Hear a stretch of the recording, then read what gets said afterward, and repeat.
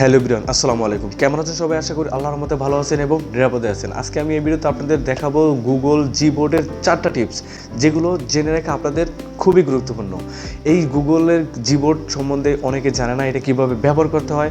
শুধু সবাই এগুলো ব্যবহার করে, কিন্তু এই গুগল জিবোর্ডে আপনারা অনেক কিছু করতে পারবেন। আপনারা চাইলে ভয়েস দিয়ে বাংলা ভাষায় কথা বললে সেটা ভয়েসে বাংলা চলে আসবে, ইংলিশে বললে ইংলিশ চলে আসবে। আপনাদের হাত দিয়ে টাইপ করার কোনো প্রয়োজন নেই, কোনো দরকার নেই। আপনার জাস্ট মুখে বলবেন, সব হয়ে যাবে।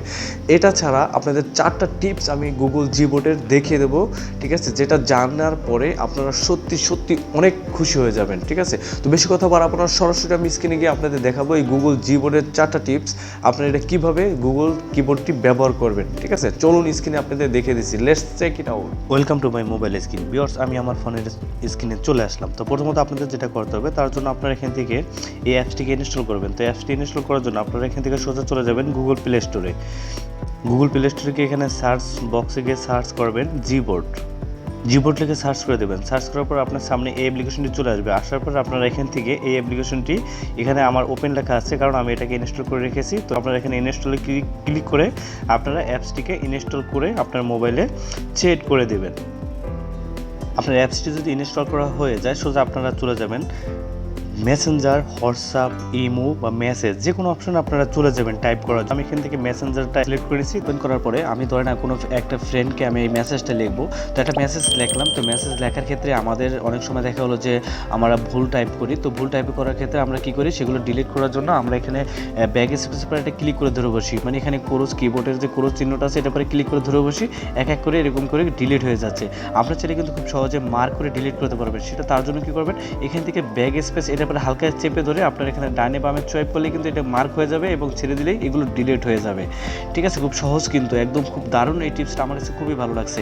এবার আমি আপনাদের দেখাবো দ্বিতীয় নাম্বার টিপস। আমরা দেখা হলো অনেক সময় নাম্বার উঠানোর জন্য আমরা এখান থেকে এই নাম্বারের পরে একটা ক্লিক করে আমরা নাম্বার এখানে শো করে, তারপরে এখান থেকে আমরা নাম্বার টাইপ করি, দেন এখান থেকে নাম্বার ওঠে। আবার আমাদের কি করা লাগে, আমাদের এখান থেকে কিবোর্ডে ফিরে যেতে হয়। তো আপনারা চাইলে খুব সহজে এই নাম্বারের পরে ক্লিক করে, এই যে নাম্বারের পরে একটু ক্লিক করে ধরে বসবেন, ধরে বসার পর আপনি যে সংখ্যার পরে ছেড়ে দেবেন সেটা টাইপ হয়ে যাবে।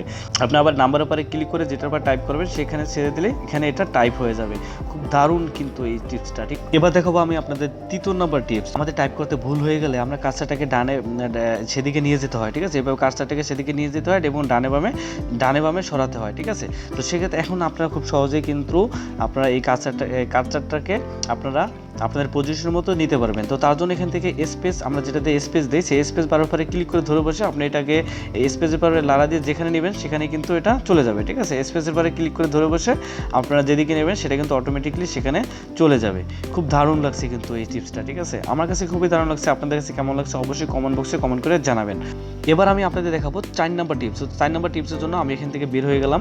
দেন বের হয়ে যাওয়ার পরে আমরা চলে যাব গুগলে। ক্রোম ব্রাউজারটি ওপেন করে দিলাম। দেন ক্রোম ব্রাউজার ওপেন করার পরে এখানে সার্চ বারে গিয়ে সার্চ করে আপনারা যে কোনো একটা ফটো আপনারা এখান থেকে নিয়ে আসবেন, ঠিক আছে। আমি এখান থেকে আপনাদের দেখানোর জন্য এখানে একটা ফটো লিখে দিলাম। দেন ফটো লেখার পরে আমি জাস্ট সেটা ফটোর পরে দিলাম।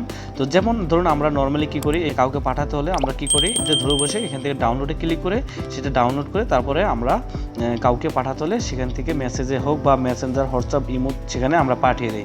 এখন চাইলে আপনারা খুব সহজে পাঠাতে পারবেন। সেটা কীভাবে পাঠাবেন, তার জন্য আপনারা যেমন এখান থেকে যদি আমি এই পিকচারের পরে ক্লিক করে ধরে বসার পর এখান থেকে আপনি একটা অপশন দেখতে পারবেন কপি ইমেজ। এই কপি ইমেজের পরে এটা ক্লিক করে দিবেন। তো কপি ইমেজের পর ক্লিক করার পরে এই ইমেজটি আমার কপি হয়ে গেল। খুব সহজে কিন্তু অপর ব্যক্তিকে আমরা সেন্ড করতে পারবো। তার জন্য আমি যদি আবার সেমভাবে মেসেঞ্জারে ক্লিক করে দিই, দেন মেসেঞ্জারে ক্লিক করার পরে দেখতে পাচ্ছেন যে আমার এই যে এখানে কিন্তু ইমেজটা চলে আসছে, ঠিক আছে।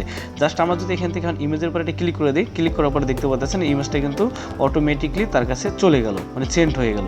এই জিবোর্ডের 4টা টিপস কিন্তু আমার কাছে খুবই সুন্দর লাগছে, খুবই অসাধারণ আমার কাছে মনে হয়েছে। আপনাদের কাছে কেমন লাগছে অবশ্যই কমেন্ট বক্সে কমেন্ট করে জানাবেন। আশা করি গুগল জিবোর্ডের এই 4টা টিপস আপনাদের কাছে অনেক ভালো লাগছে। অবশ্যই ভিডিওটি ভালো লাগলে একটা লাইক দিবেন। দেখা হচ্ছে পরবর্তী ভিডিওতে। সে পর্যন্ত ভালো থাকবেন, সুস্থ থাকবেন। আল্লাহ হাফেজ, আসসালামু আলাইকুম।